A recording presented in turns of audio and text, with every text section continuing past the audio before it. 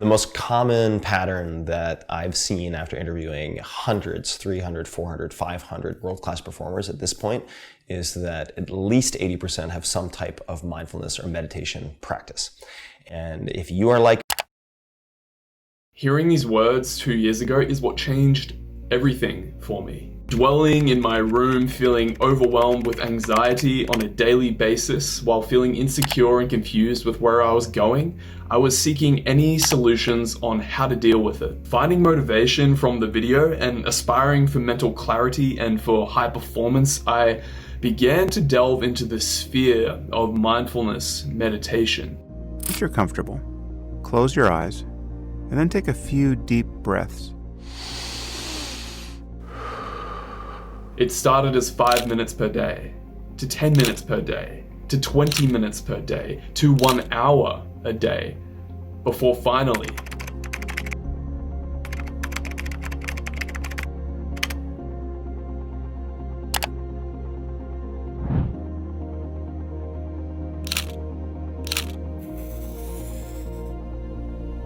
upon taking Sam Harris's advice, I plunged into taking my first Vipassana Meditation Retreat. And this is where the seed of clarity was planted. On a strict schedule for 10 days, meditators abstain from talking to anyone, from using their phones, from reading. They cannot leave until the end of the course. Today, thousands of courses run each year, with thousands and thousands of meditators booking months in advance to capitalize on this incredible free opportunity. Why?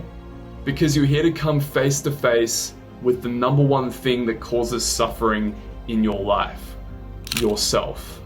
When I took the plunge, I had no idea how it would transform my day-to-day experience.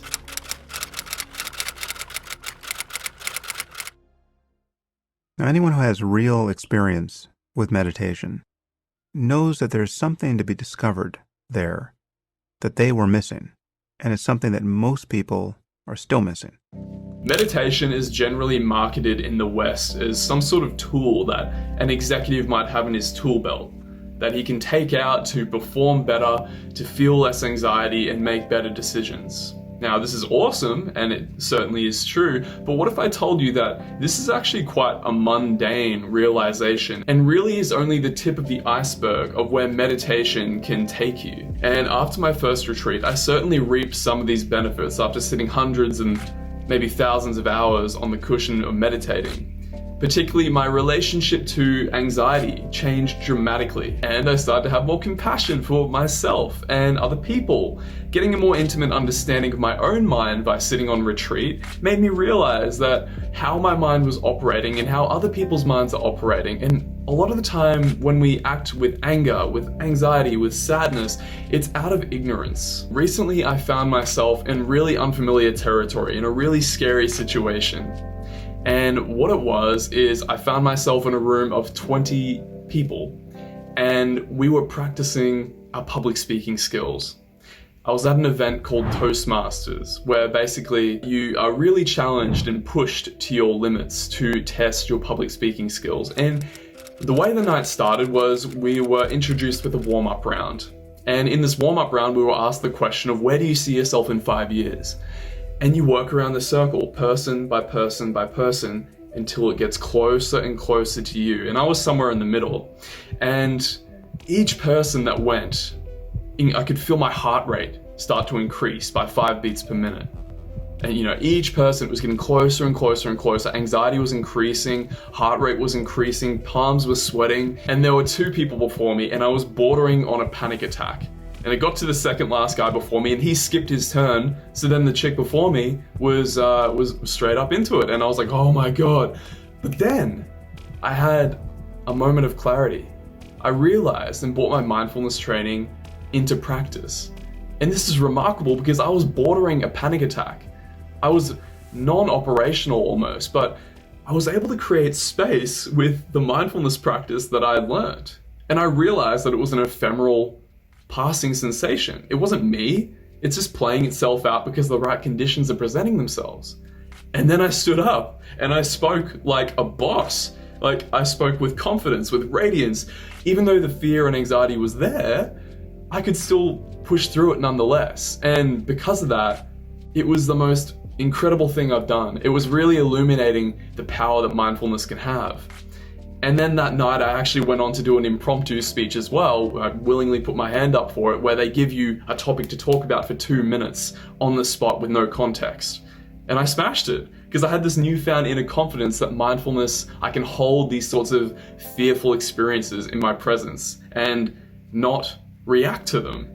Like, holy shit. And when you realize that the world that you are living in is created by your own mind, you become enormously empowered, because you can change the way your mind creates the world. Now, these are the sorts of experiences that I've had, coupled with sort of profound meditative experiences, which, by the way, we should not be chasing.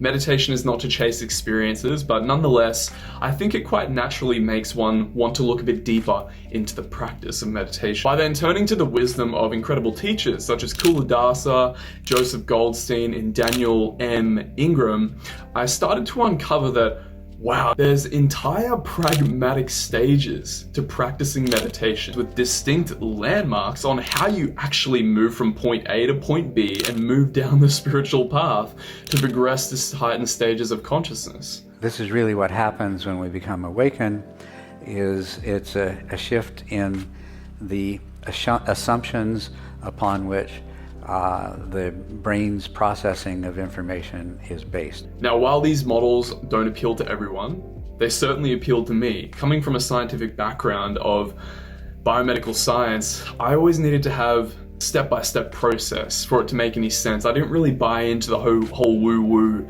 sort of mentality. But what was required to progress to here? How many hours do you have to put in? How much do you have to meditate? Can you get away with just doing 20 minutes a day of meditation to get to these stages? Well, I know a few people who woke up oddly quickly, at least to lower level stages of awakening, with very few to no retreats, with good daily life practice, with various doses. So like some of those people were doing 3 hours a day, which most people with jobs and kids and stuff can't do, or school or whatever. But they're very rare.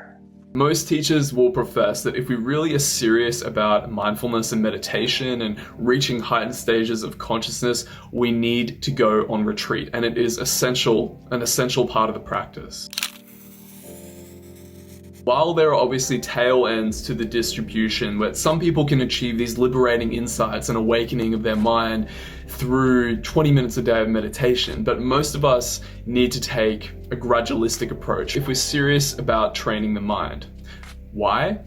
Because in these deeper states of meditation, on retreat, we achieve a state that is called access concentration, where the mind becomes still and we don't fall into distractions. And this is generally where most of the meditative progress is attained.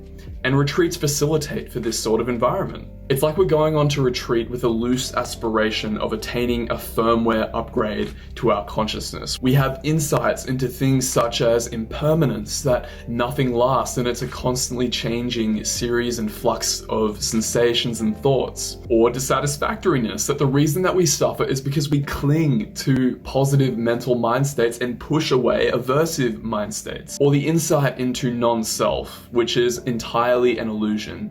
And if someone's listening to this and they have no idea what I'm talking about, you have to get a bit deeper into Buddhist psychology to really understand all these sorts of things. But trust me, from a Western scientific background coming into this, they make complete and utter sense.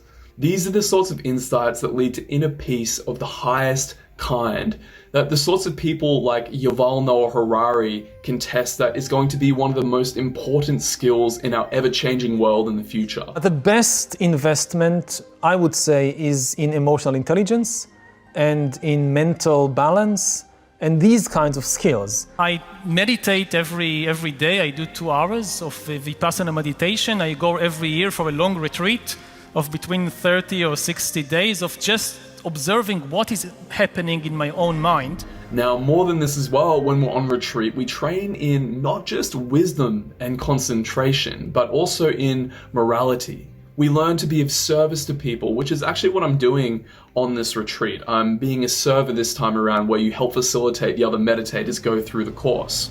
But I will talk about that in a future video on what that was like for me.